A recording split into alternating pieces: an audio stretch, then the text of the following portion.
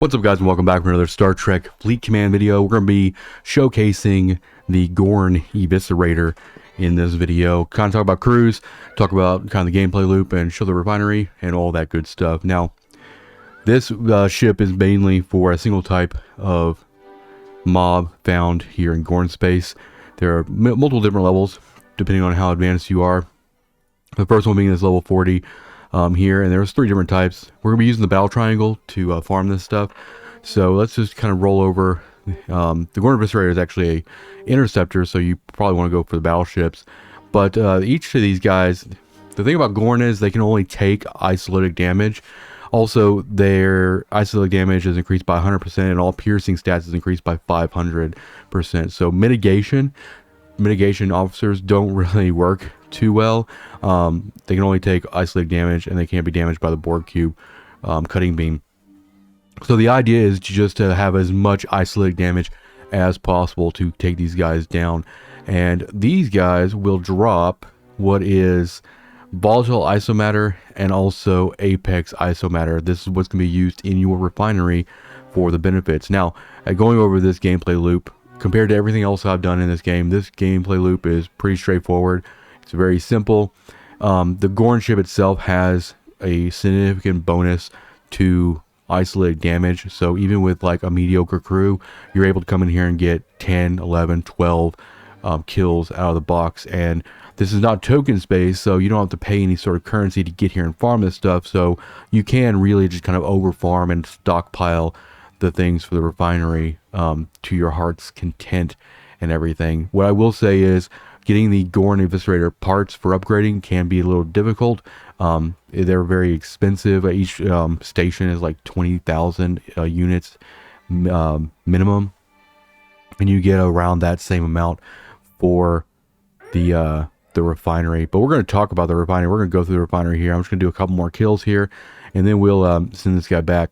The other thing too about this ship is it has unlocked, whenever you get it, a spatial rift ability here, and this is going to open up a rift that allows your ships or your alliance memberships to jump instantly to any system that's within their range.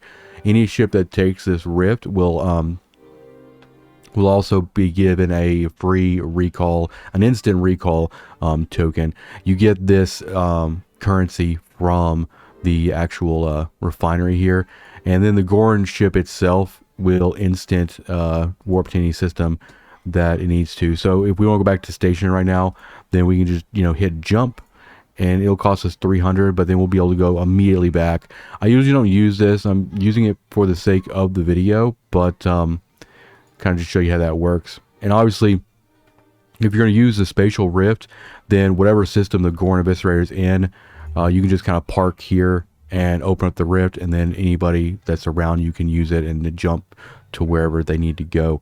So we're pretty decent range. We're going to go ahead before we get into the refinery, which the refinery will pretty much cap off this video. There's not a whole lot to talk about here with this ship. We're going to talk about research. There's also not a lot of research for this thing either. Go to the starship tree, go to the end here. We have these right here. We have the Eviscerator warp range bonus. This costs 15k to do, but this will add 20 warp range to it if you need it. I haven't done this yet because I can be at my range is just fine for getting to that 40 system, and also I'm going to be trying to get the ship upgraded a little bit before getting this stuff. The other one is volatile augmentation. This will actually increase volatile isomatter gained when you're killing Gorn, and this will be based on ship tier, and it'll scale. I have it at 1, going to 2 will require tier 2, and so forth. And then you have volatile optimization. This increases volatile isomatter gain from the Gorn Eviscerator, and this is restricted to the R&D building. So you got 1 for ship tier, and then 1 for R&D building, and whatever. But since we're already docked up, we're going to go ahead and get this guy repaired, and then we'll kind of look at what the upgrading process looks like, give you a better read on the abilities, and talk about the crewing a little bit. So as far as upgrading goes, there's 8 modules, but you got the armor, and you see this guy's 28,000 to get that, and then you have impulse engines, warp range, kind of the normal stuff. I almost always on every ship go warp engines first, mostly, and then I'll usually hit shield and armor I'll do weapons last because they have the lowest overall benefit to actually increasing your power. But here are the abilities here. Just so you can get an actual read on this. Spatial Rift, it comes unlocked, so you don't have to do anything special. Opens a Spatial Rift to the system that you're currently in. Your ships and the Alliance members can travel through it at any system in their player grade. And then any ship that travels through it gives granted 1 instant free recall. The other abilities here is it has a increased isolated damage against Gorn Hunters by 300%. It allows you out of the box to put like a loot crew on, or put whatever isolated crew members you have on it, and get quite a bit of benefit there. And then also you get an increased amount of Apex Isomatter when defeating Gorn Hunters by 6,200%. So this is a farming ship. You're going to go out there and get those Gorn Hunters, and you're going to collect Isomatter and all that stuff, and that's how it goes.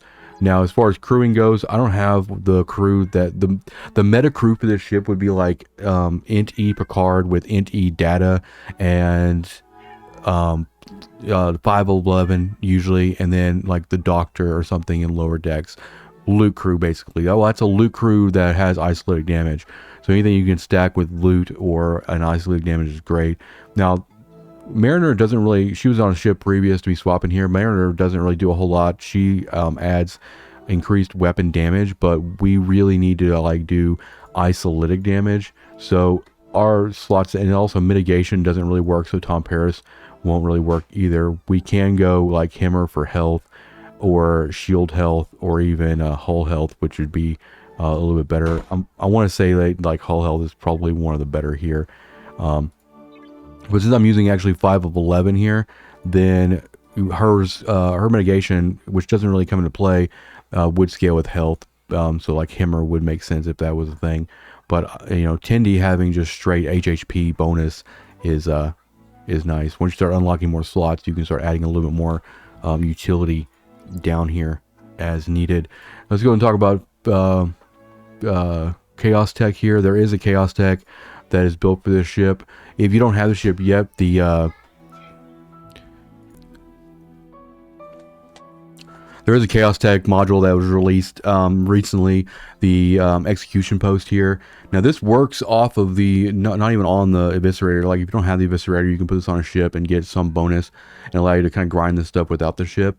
But a lot of the refinery things open up when you actually own the ship. So, and also putting this execution post on the Eviscerator gives you a lot more benefit for damage and stuff like that. So the first ability here is when fighting hostiles or armadas, you apply burning for 2 rounds. So this will trigger burning, so you can actually go off of burning status effect officers and stuff like that. Increased isolated damage for Gorn Eviscerator against Gorn Hunters. This second one only works if it's on the actual ship. And then the last one is increases the amount of Apex Isomatter gained when defeating Gorn Hunters. Alright, with all that being said, let's go and look at the refinery. I actually saved all of my pools so that we could do this video and you can kind of see what's going on here.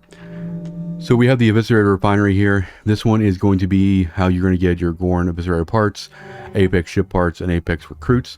I'm going to go with 3 pools on this one. I've actually farmed up 71,000 for that. And then we also have Strange New World Officer Exchange, which will be able to turn the Apex recruits into. So some of the guys I'm looking for in this one mainly are going to be Nurse Chapel. She's great lower deck for isolated Cascade damage. And then also you have G4 Interceptor, Explorer, Battleship Survey parts here.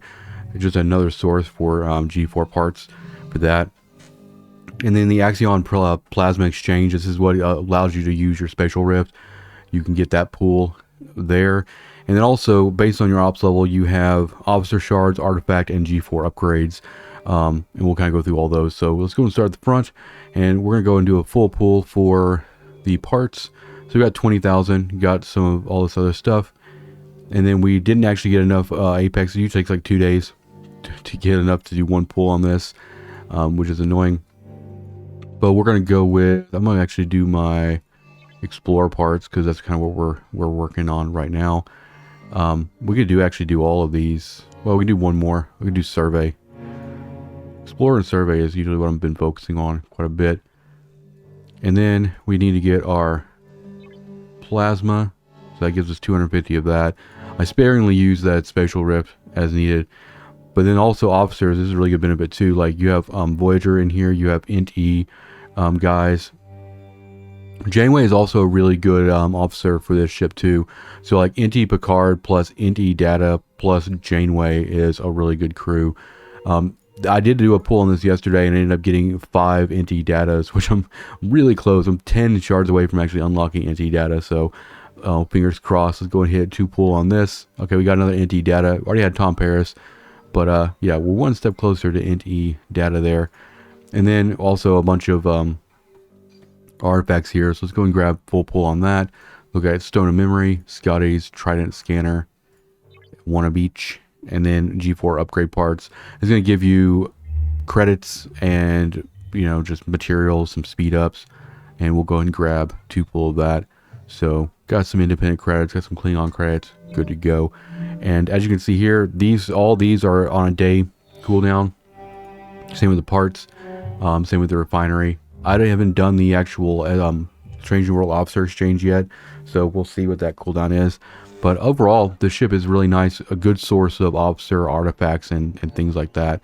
So we also have managed to get enough upgrade parts to actually do 1 station here. So let's kind of look at it. 7.1 right now, but if we go with like armor, we go to 7.2. The scaling isn't that great. We don't need warp engines necessarily. We also really don't need cargo bay. But I would say probably we're going to go armor for the most part. I think that's going to be probably the wisest thing to go first on. But that's pretty much it for the Gorn Eviscerator. It's a really great tool to have in your toolbox. I ended up actually unlocking this through the holiday event with the holiday tokens. It cost 150,000 of those holiday tokens. So I was able to save up pretty early on and get that unlocked and everything. But hope you enjoyed this video and kind of showcasing this. If you're interested in this, hopefully this gave you the information you needed to kind of go ahead and, you know, invest in this ship and kind of get going. But thank you for watching, and I'll see you in the next one.